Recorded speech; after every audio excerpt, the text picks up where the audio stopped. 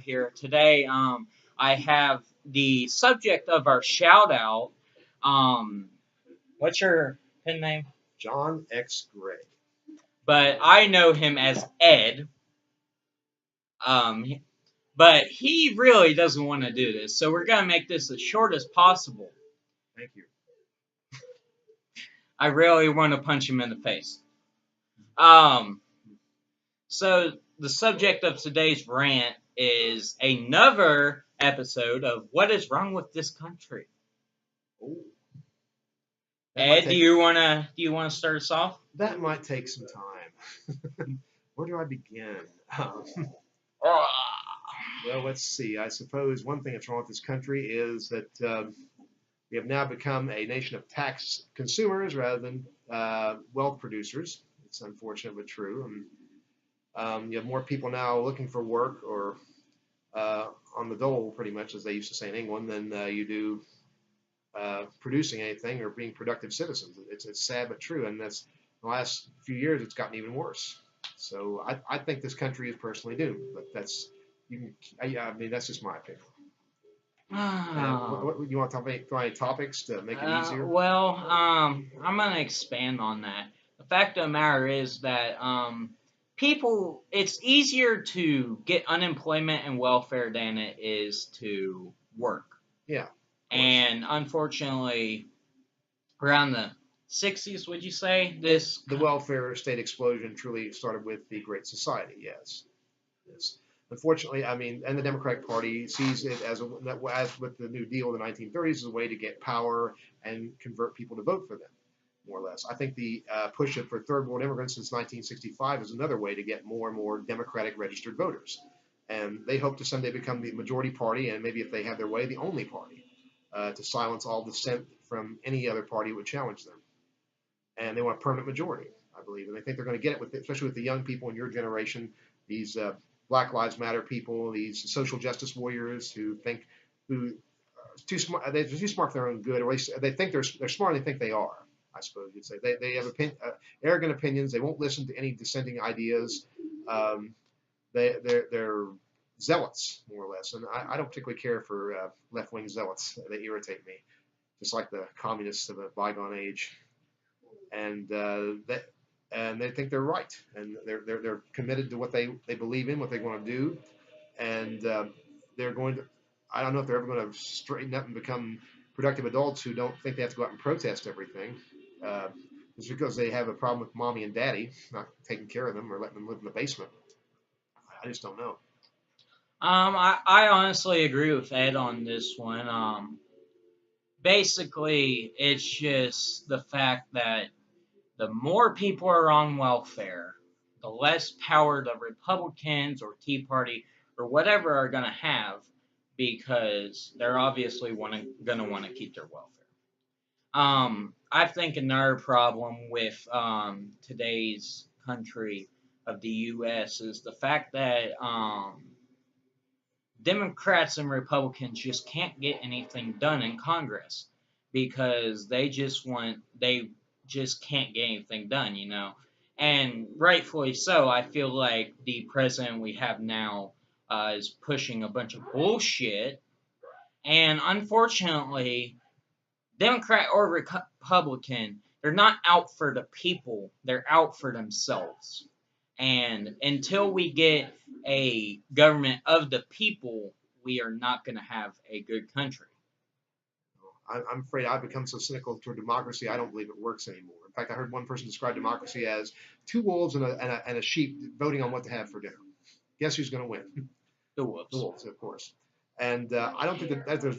I'm one of those people that believes there's a dime's worth of difference between the two major parties because I think they all want to punish their enemies or reward their friends, and they just happen to have a different set of friends and enemies. But they seem very. They're private organizations, really. They're not required by law to be for the people or anything else. I mean, they're groups that were spawned in the late 1700s called factions originally, but we've had evolved this two-party system, and they act like you can't have any other voices, no other parties.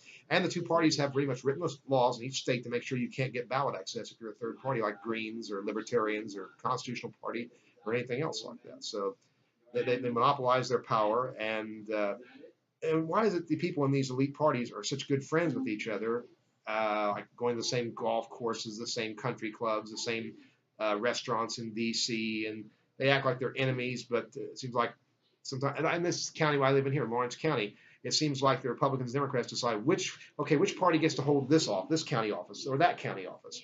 I think we haven't had a county engineer that hasn't been a Republican in years. And like the county, I think the auditor is usually a Democrat, and so when they sort of agree between themselves, like gentleman's agreement. Okay, you can have this office, and we'll take this office. And what difference is there between them? I've never seen an independent or third party candidate ever get elected to county office around here in my lifetime. I believe the only one that's ever been of a independent office was George Washington, because I mean he was the first to do anything under the Constitution. And speaking of the Constitution, they don't even follow it anymore. It is a dead letter. Pretty much, I believe, pardon my language here, but allegedly George W. Bush supposedly said in 2005 that the Constitution was a goddamn piece of paper. Yeah, I've heard that quote may not be accurate or true, but it just sounds like his attitude and some other people's Obama's attitude toward it and everything else. It has no teeth. And the problem with the document is it gives the central government too much power, and then they decide how much power they can have and how limited they can be by its wording.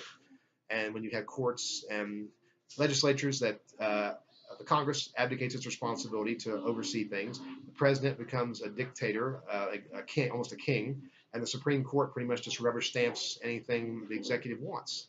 So we don't really have three equal separate branches anymore. It's more like one branch that are just buddy-buddy.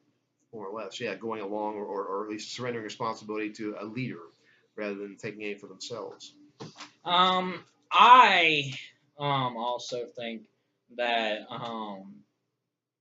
fact of the matter is that people need to spend less time protesting and doing dumb shit and more time getting a job. I mean, I'm okay with welfare, I'm okay with food stamps, but I feel like you should have to have a job. Even if you have a job at McDonald's, I don't care if you keep your food stamps, because that's what it's there for, is to help people survive. But if you don't try to look for a job, you're a useless piece of shit, more or less. And there's so many bureaucratic rules and regulations tied to these programs that, strangely enough, when I was on unemployment at one time, I could have gotten my food stamps without having to work for them. But after I got a part-time job as a building cleaner, suddenly I had to go out and work extra hours in one of the local over there, the 7-story tower, doing things like that. They were my food stamps. Well, why is it when I was looking for a job I didn't have to have a work for the county, but when I do get a job, unless it was a full-time job, it was strange. It's totally fucking twisted. It was bizarre, to say the least. But can you think of anything else for this video? Oh, probably a lot of things, but we have limited time, so. But this is Ed Haney. I'm gonna let him talk about a couple of his books. That way, that this partnership gets going better. Hopefully, you guys will show him some love. Look up his books. I mean, get him on something. I mean, I'm sure he has them published somewhere. Well, some of them are published electronically on Kindle, Amazon.com, because I went through the CreateSpace service. Now, this one here, I don't know if you can see it very clearly. There's that image. The camera's not very. Well, this one here is called World Jumpers: An Amazing Journey to Parallel Worlds, which was inspired by the TV show Sliders, in part. And it's about a group of young teenagers on an Earth that's been destroyed by World War III, except for one city protected by a force field created by a genius scientist, who are trying to find a new home to live in. And each of these 7 teenagers have mutant powers and were born after the war. So, and then the main character, which is right here, here in the center of the picture, his name is Alan E.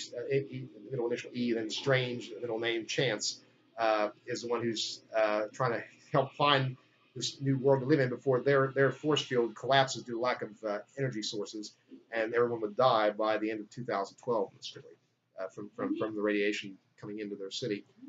It's in a little place called Hope Valley, Ohio, fictional town about 6 miles southwest of Athens. So that's the first novel I ever had printed, actually, World Jumpers. Then the second one is a 1925 set vampire hunter novel called A Legacy of Blood, and the cover work has improved on these two since I originally released them. And this is about a Russian American private eye in a fictional city in New Jersey called Gotham, and he's hired by an older man, a retired executive, to find out if his wife's cheating on him.